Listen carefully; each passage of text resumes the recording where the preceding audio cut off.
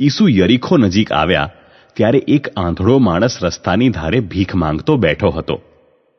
લોકોના ટોળાને પાસે થઈને જતું સાંભળીને તેણે પૂછ્યું કે આ શું છે?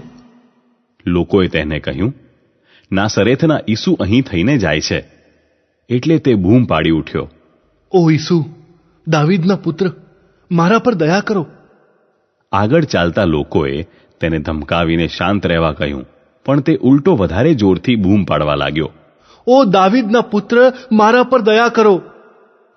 ઈસુએ ઊભા રહીને તેને પાસે લાવવાને કહ્યું. તે પાસે આવ્યો એટલે ઈસુએ તેને પૂછ્યું, તારી શી ઈચ્છા છે? તારે માટે હું શું કરું? પેલા માણસે કહ્યું, પ્રભુ, મને દેખતો કરો. ત્યારે ઈસુએ તેને કહ્યું, દેખતો થા, તારી શ્રદ્ધાએ તને સાજો કર્યો છે. અને તે જ ક્ષણે તે દેખતો થઈ ગયો અને ઈશ્વરના ગુણગાન ગાતો ગાતો ઈસુની પાછળ ચાલવા લાગ્યો. બધા લોકો આ જોઈને ઈશ્વરની સ્તુતિ કરવા લાગ્યા.